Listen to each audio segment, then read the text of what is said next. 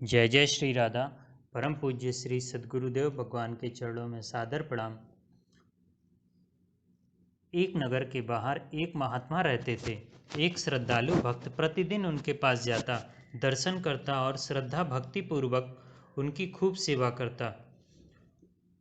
उसकी सेवा से महात्मा जी प्रसन्न हो गए और बोले, तू ईश्वर भक्त है, तू साधु संत सेवी है, शास्त्र के वचनों पर विश्वास करता है, साधन निष्ठ है, तेरी सरलता और सेवा सराहनीय है। तू व्यर्थ के कुतर्क में नहीं फंसता, किसी का तू अहित नहीं करता। ये ही सब ऐसे आदर्श गुण हैं जो भक्त में सहज ही होने चाहिए। तुमको इन सद्गुणों से संपन्न और हर प्रकार से योग्य समझकर एक परम गोपनीय मंत्र दे रहा हूँ। इस मंत्र के वास्तविक महत्व को कोई नहीं जानता, इसे किसी को बतलाना मत। यह कहकर महात्मा जी ने राम उस भक्त के कान में कह दिया। यह भक्त राम नाम के जप में प्रवृत्त हो गया। अब तो राम नाम का जप उस श्रद्धालु भक्त का स्वभाव बन गया। ना किसी की ओर देखता, ना ध्यान देता, ना कुछ कहना, बस निरंतर राम नाम का जप करते रहना। भक्त रोज गंगा स्नान करने जाता आता, पर राम के जप के अतिरिक्त दूसरे से उसे कोई प्रयोजन न था।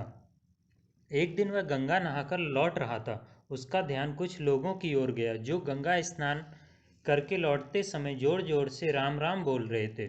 उनके द्वारा राम शब्द सुनते ही भक्त को बड़ा आश्चर्य हुआ।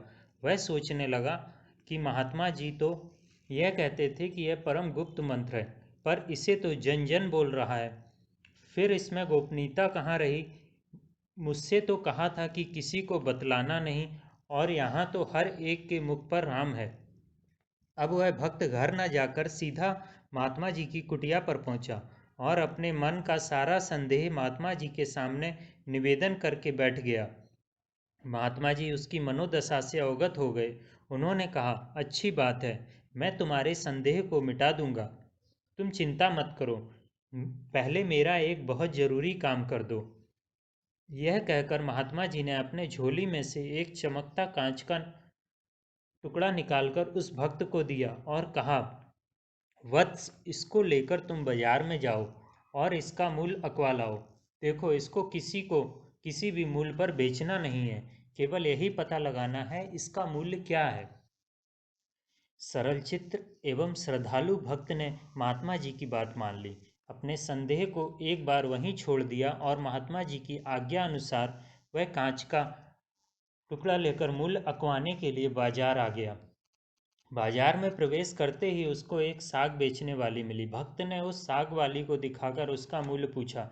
साग वाली ने विचार किया कि यह कांच बड़ा ही चमक रहा है, बच्चों के खेलने के लिए बढ़िया चीज है। ये सोचकर उसने भक्त से कहा, यह मुझे दे दो और बदले में 2 सेर आलू ले लो। भक्त वह कांच वापस ले लिया और आगे बढ़ गया। सामने सुनार की दुकान आई। सुनार को दिखाकर भक्त ने कांच का मूल्य पूछा।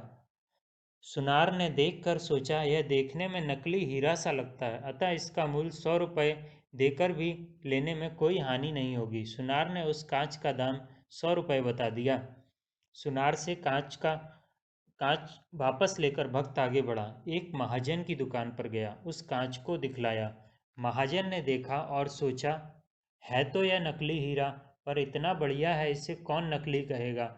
फिर हमारे घर की बहू बेटियों को पहने देखकर तो सभी इसको असली कहेंगे। ये विचार कर महाजन ने 1,000 रुपये मूल्य देने को कहा। भक्त और आगे बढ़ा। अब भक्त के मन में उत्साह आ गया। दाम की जांच ज्यों ज्यों कराता, त्यों त्यों कांच की श्रेष्ठता और उच्चता प्रकट होती और सिद्ध होती जा रही थी। फिर भक्त एक जौहरी की दुकान पर गया। जौहरी ने देखा और मन ही मन कहा, यह लगता तो हीरा है, पर इतना बड़ा और बढ़िया हीरा तो कभी नहीं देखा। शायद हीरा ना हो, पर यदि कहीं हीरा हुआ तो इसका मूल्य अत्यधिक होगा, अतः 1,00,000 रुपये में इसे खरीद लेने में कोई बुराई नहीं है।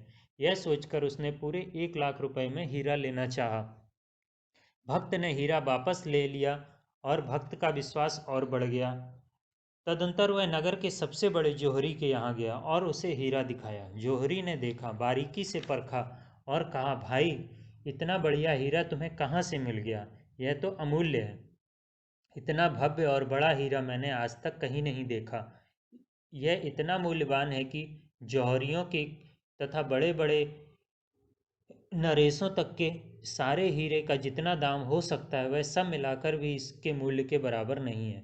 वास्तव में इसका मूल्य आंकना किसी की बुद्धि से बाहर की बात है। यह उस कांच के मूल्यांकन की पराकाष्ठा थी। भक्त लौटकर महात्मा जी के पास आ गया। महात्मा जी ने भक्त से कांच का मूल्य पूछा। भक्त ने कहा, महाराज, यह तो अमूल्य हीरा है।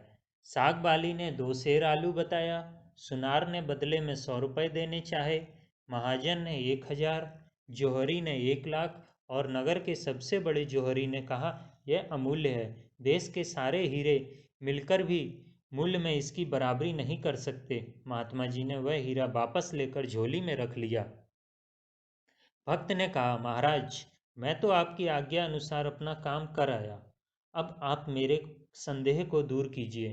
महात्मा जी ने हंसते हुए कहा, कर तो चुका भैया। बात भक्त के समझ में नहीं आई। उसने विनम्रता सहित पूछा, कैसे गुरुदेव?